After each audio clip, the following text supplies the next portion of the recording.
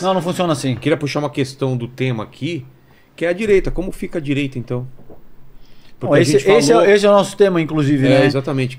Como que vocês fazem essa avaliação? Cara, o Calejão, que é de direita, que diga. Eu não tenho. Teve um... Nós que estamos aqui com representatividade. Teve um baque no dia 8, né? Dia 8 de janeiro, pra direita.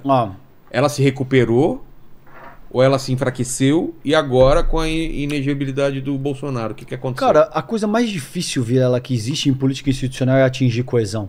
É encontrar uma figura que seja capaz de aglutinar ao seu redor diferentes ímpetos e subjetividades. Isso é a coisa mais difícil que tem. O Bolsonaro, a despeito... Eu falo muito nesse livro aí, no Esfarrapados, inclusive.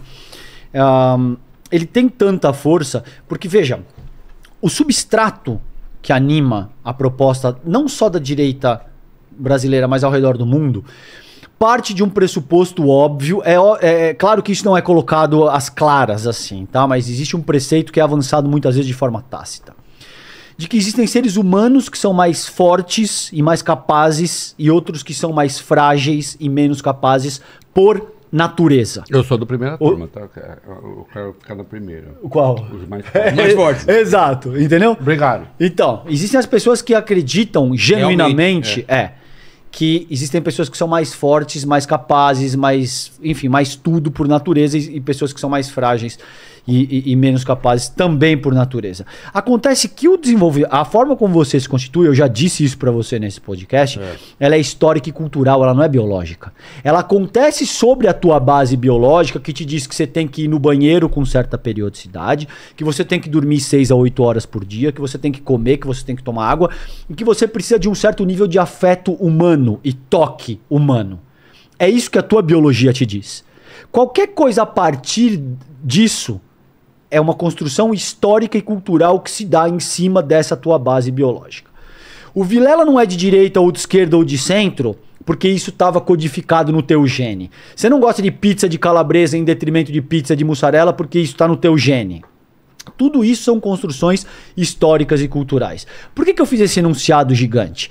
Do mesmo jeito que isso se aplica para o teu âmbito individual, se aplica para a constituição das nações, para a forma como as nações se formam. A República Federativa do Brasil se dá hoje por conta de um legado histórico e cultural do que foi o Brasil colônia e do que foi o Brasil império, no que começa com as capitanias hereditárias no século XVI, tudo isso que você estudou na escola, tá?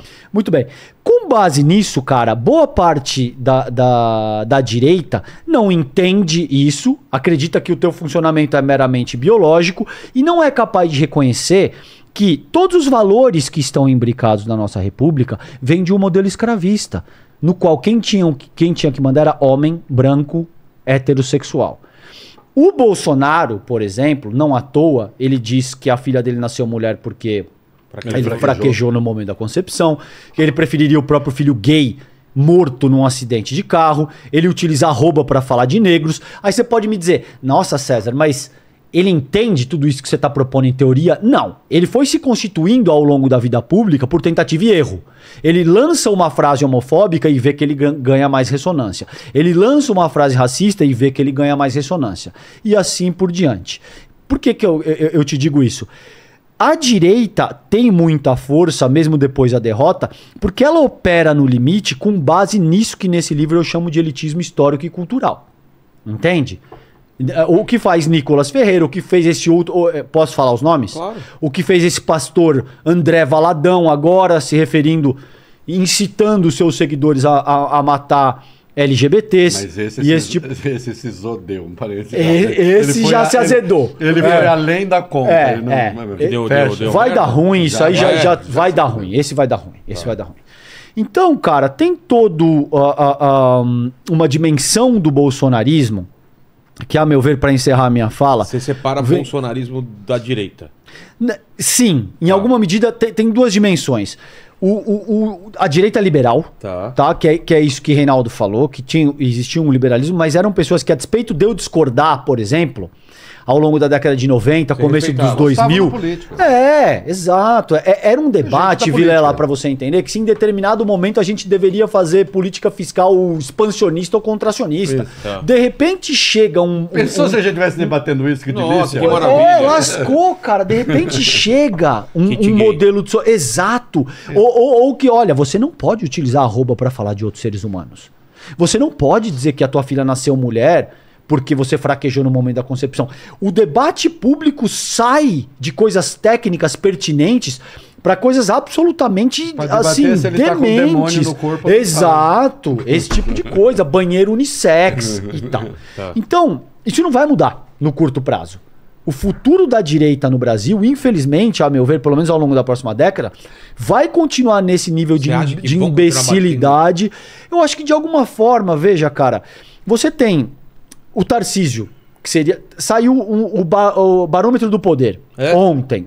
E aí? Eu não vi. 69% das pessoas que votam na direita te apontam o Tarcísio como a principal liderança que vai herdar o espólio do bolsonarismo. 29% apontam a Michele Bolsonaro.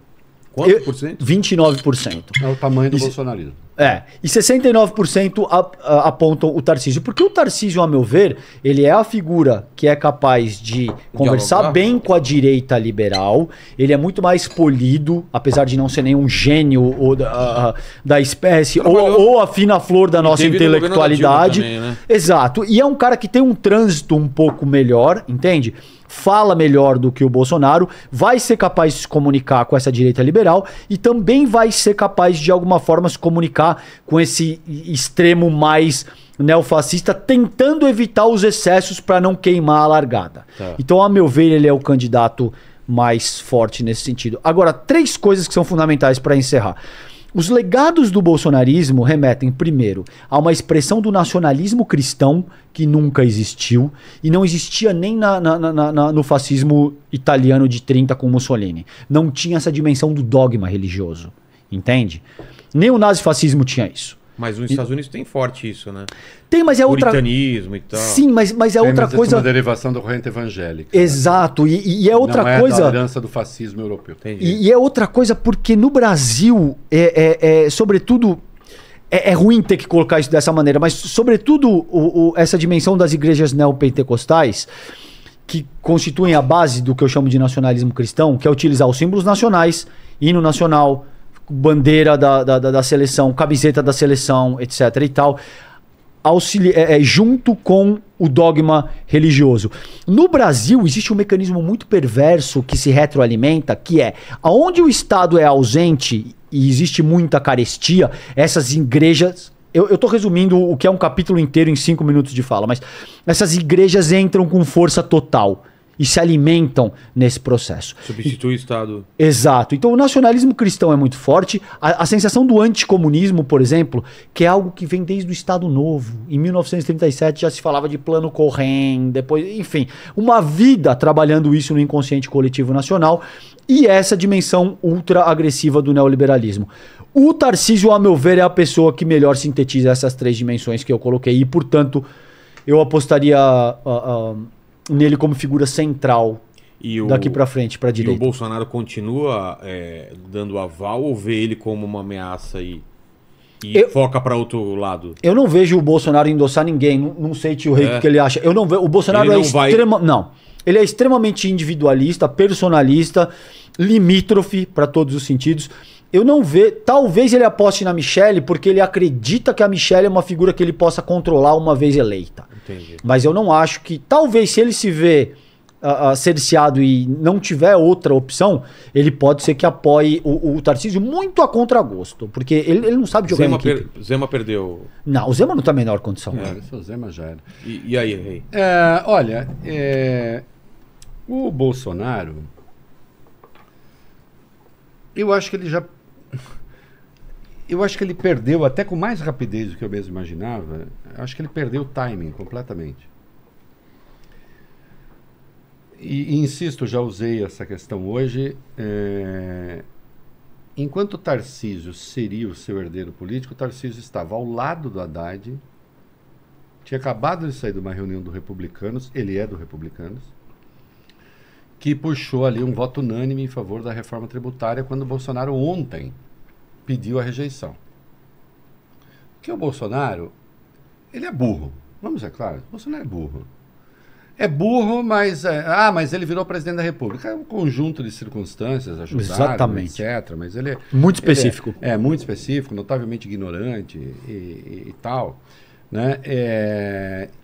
Ele resolveu que a única saída dele, né? É burro, mas percebeu assim, minha única saída é tentar dizer, vamos ferrar o Lula.